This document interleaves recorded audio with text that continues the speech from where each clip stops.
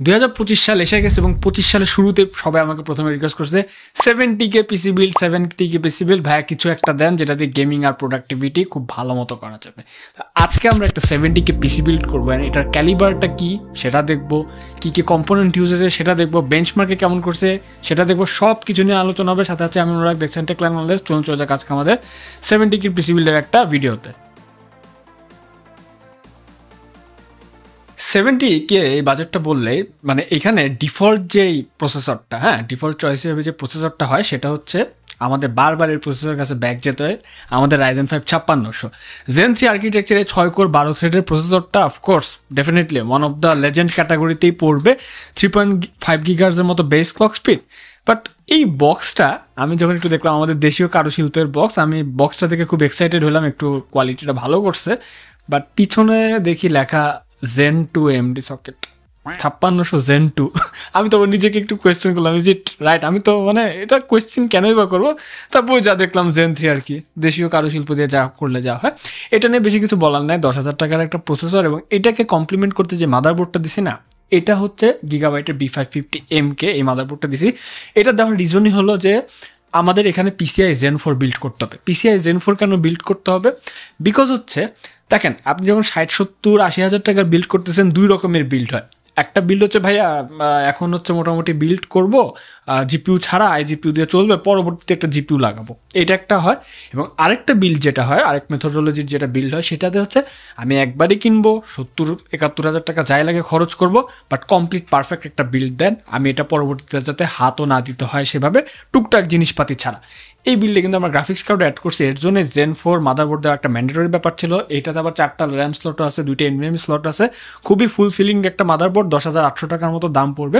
এখন যেটা নিয়ে কথাবার্তা বলা দরকার, এই বিল্ডে আমরা মেমোরি মডিউল হিসেবে কি ইউজ করছি।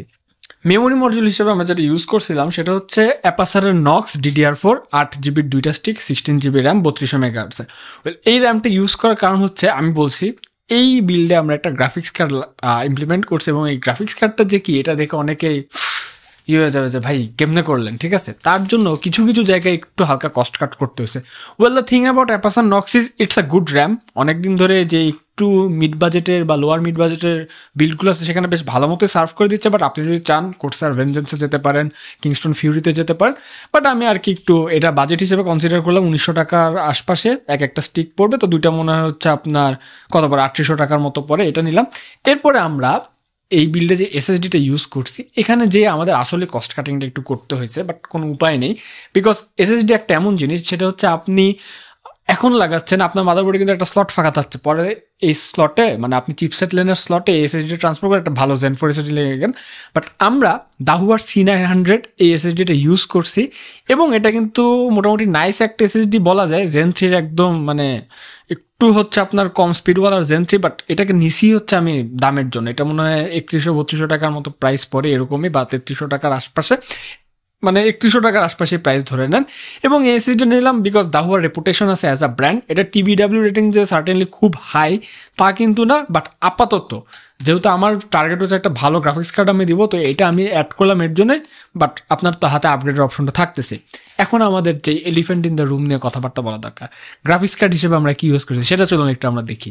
দেন বিল্ডের ফিলোসফি ছিল যে গেমিং প্লাস প্রোডাক্টিভিটি দুইটা যেন হয়, খুব ভালো মতো হয়, ঠিক আছে? এর জন্য আমি 70,000 টাকার মতো বিল্ডে যে গ্রাফিক্স কার্ডটা দিচ্ছে, হয়তো এটা কেউ চিন্তাও করতে পারে না। অনেকে বলতেছে ভাইয়া কি দিবেন, 1660 Ti 580 দিয়ে অনেকে বিল্ড করে, RX 580 দিয়ে করে। তারপরে হচ্ছে আপনার ক্ষেত্র বিশেষ যদি একটু কম দামি ইউজ 3060 পাওয়াটা যায়।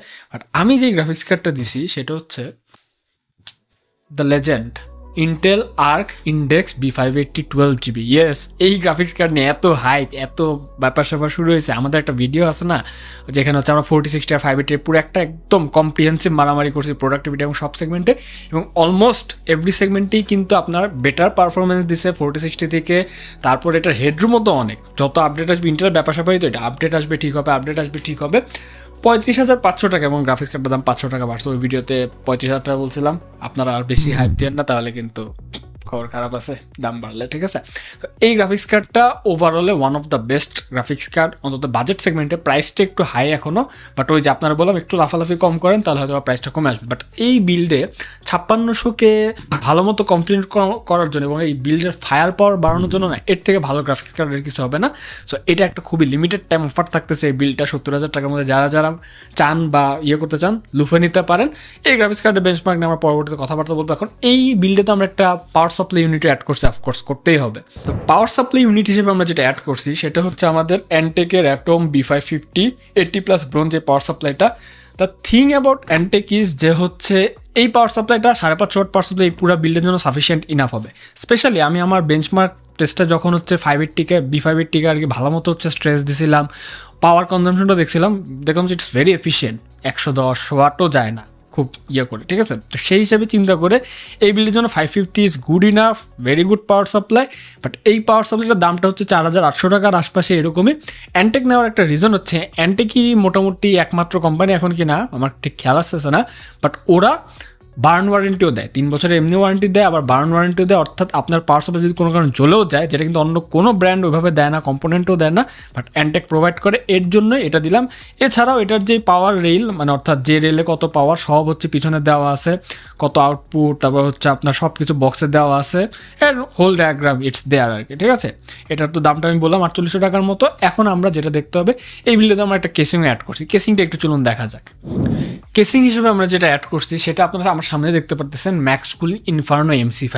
ওয়েল ম্যাক্সকুল ব্র্যান্ডটা কিন্তু রিসেন্ট মনে স্পার্ক টেকনোলজির হাত ধরে হচ্ছে লঞ্চ হয়েছে, and they are doing promising things in a competitive price range. এটা সব থেকে ভালো বিষয়। তো এই কেসিংটা আমি যখন দেখছিলাম, অনেকে এখন সিভিউ কেসিংয়ের ফ্যান, বাট সিভিউ কেসিংয়ের ট্রেন্ডটা মনে শুরু করছিল হচ্ছে লিয়ানলি ভালো মতো। তো লিয়ানলিরই তারপর নানা রকমের কপি OEM কত কিছু বেড হয়ে অনেক প্রচার হয়েছে। তো এখন যারা বাজেট বিল্ডার আছে তাদেরও তো লাগবে। লিয়ানলির এটার দাম মনে হয় 15, 16, 17, 20,000 টাকা থেকে শুরু হয় এরকম। আমাদের মতো লোকের জন্য তো কিছু লাগবে, ঠিক আছে। তো ম্যাক্সকুল এখানে ওরা কি করলো, ওরা হচ্ছে এখানে আপনার মোটামুটি 5টা ফ্যান দিয়ে দিছে, অ্যান্ড এগুলো ARGB সিঙ্কড ফ্যান। আপনি যে ARGB যে হেডার আছে মাদারবোর্ডের সাথে লাগে ডাইরেক্ট সিঙ্ক করতে পারবেন, যে কোনো হচ্ছে আপনার যে সফটওয়্যারগুলো আছে সিগন্যাল বা হচ্ছে ড্রাগন সেন্টার যে সফটওয়্যারগুলো আছে। অ্যান্ড এটার ক্লিয়ারেন্সটা কিন্তু বেশ ভালো। আপনি হচ্ছে 240 mm রেডিয়েটর ক্লিয়ারেন্স ইজিলি পেয়ে যাবেন। সিভিউটা বেশ ভালো।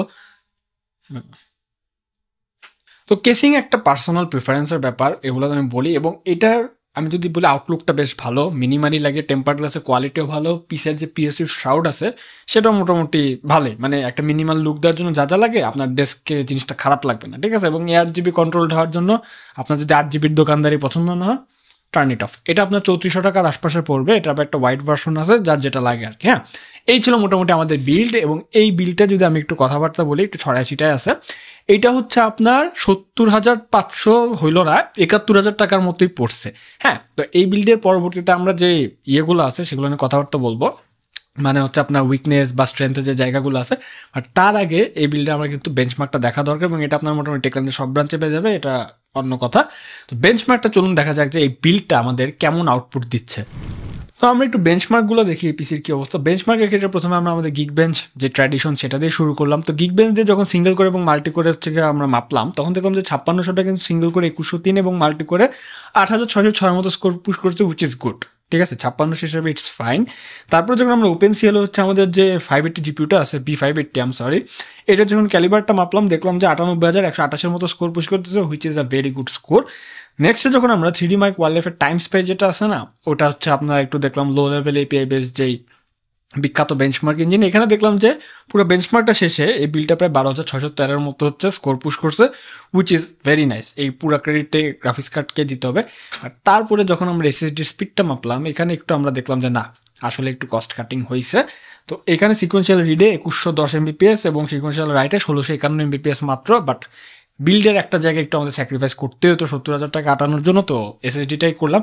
এবং it's for a good reason, because আপনার কিন্তু একটা NVMe স্লট থাকতেছে। তখন কিন্তু আমার যেমনটা বলছি না, ইয়েটা খুলে নিয়ে আসে, মানে এই SSDটা খুলে নিয়ে আসে, এটাকে সেকেন্ডারি SSD বানায়, তারপর একটা ভালো Zen 4 SSD লাগিয়ে নিলেন। এটা কিন্তু একটা 512 GB SSD, তো will be a very good device আর কি, সেকেন্ডারি ডিভাইস। নেক্সট যখন আমরা নোভা বেঞ্চে পুরো সিস্টেমটাকে বেঞ্চমার্ক করলাম, দেখলাম যে 2674 মতো স্কোর পুশ করছে, উইচ ইজ অ্যাগেন এই বিল্ড হিসেবে ভেরি গুড, 70,000 টাকার বিল্ড হিসেবে। সবার লাস্টে আমরা এই যে মাদারবোর্ডটা ইউজ করছি, এটার তো ভিআরএম টেম্পারেচার বলে একটা ব্যাপার আছে, ওই মসফেটটা কেমন হচ্ছে রেসপন্স করতেছে, কেমন টেম্পারেচার দেখাচ্ছে।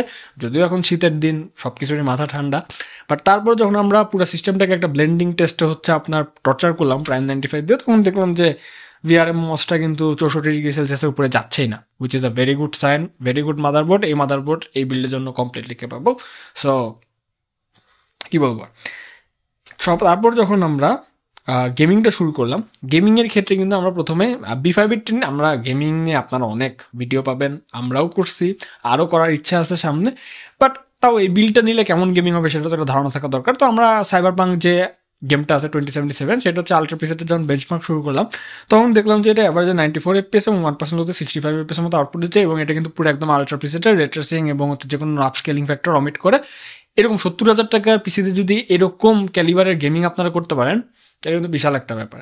তারপর যখন আমরা ফার্দার একটু ইন্সপেকশন করার জন্য হরাইজন ফরবিডেন ওয়েস্টটা খেললাম, তখন কিন্তু দেখলাম যে ভেরি হাই প্রিসেটে এটা অ্যাভারেজে 63 FPS এবং 1% হতে 29 FPS এর মতো দিচ্ছে। এবং সবার লাস্টে আমরা ওয়াচডগ লিজিয়ন গেমটাও আলট্রা প্রিসেটে বেঞ্চমার্ক করলাম, দেখলাম যে এটা অ্যাভারেজে 72 FPS এবং 1% হতে 56 FPS এর মতো দিচ্ছে, which is a very good output এই জিপিইউ বিচারগুলো। যদিও এনভিডিয়া গ্রাফিক্স কার্ডগুলোতে একটু বেশি আসে, বিকজ এগুলো একটু এনভিডিয়া ঘেঁষা গেম, বাট কি বলতে যাচ্ছি আপনারা বুঝতে পারছেন আই থিঙ্ক। সবার লাস্টে আমরা প্রোডাক্টিভিটি বেঞ্চমার্কের ক্যালিবারটা একটু দেখতে চাইলাম। এই বেঞ্চমার্কটা আমরা অত ওইভাবে কমপ্লিট করতে পারিনি, বাট আপনাকে একটু ধারণা দিই।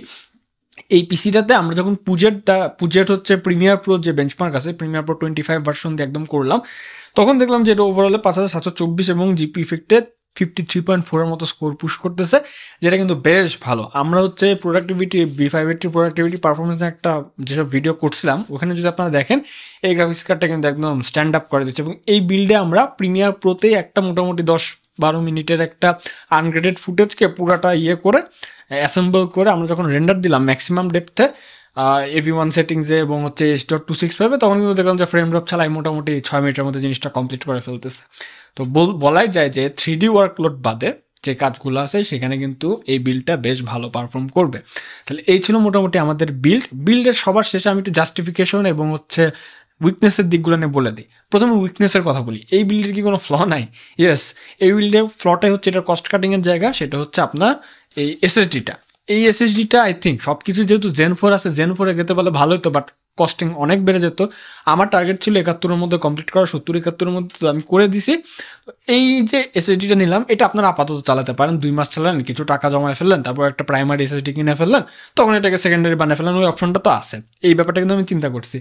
পারলে একটা গরমের দিনের কথা চিন্তা করে একটা কুলার লাগিয়ে নিতে পারেন। এছাড়া মোটামুটি এই বিল্ডে কোনো বটল নেকিং ফ্যাক্টর নাই এবং এটা খুবই মানে চাপায় বিল্ড করা হয়েছে। র্যামটার ক্ষেত্রে যদি আরেকটু ক্যাশ লেটেন্সি কম চান তাহলে হয়তো ভেঞ্জেন্স এলপিএক্সে যেতে পারেন, বাট এই র্যাম যেটা আছে এটাও ফাইন, আপনারা বুঝবেনই না যে র্যামের যে ব্যাপার স্যাপার এগুলো বুঝার কোনো চান্সই নেই।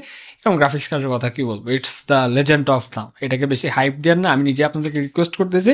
Overall I think it's a good to go build. এই বিল্ড আপনারা নিতে পারেন চাইলে, আমি করে দেখালাম, বা কোনো মডিফিকেশন যদি আপনার মনে হয় যে করতে পারলে ভালো করবেন, সমস্যা কি। যাই হোক, এই ভিডিওটা আমি এখানেই শেষ করছি। ভিডিওটা ভালো লাগলে লাইক অ্যান্ড সাবস্ক্রাইব দেবেন। আমাদের একটা গ্রুপ আছে টেকলিক বাংলাদেশ, সেটা লিঙ্কটা নিচে দিয়ে দিলাম, সেখানে চাইলে জয়েন হয়ে যেতে পারেন।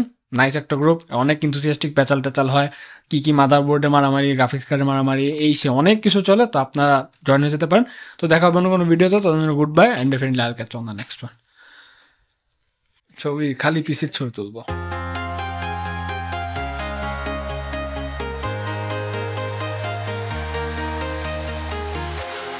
Walking alone, the streets are empty. The only thing I can see is my own silhouette.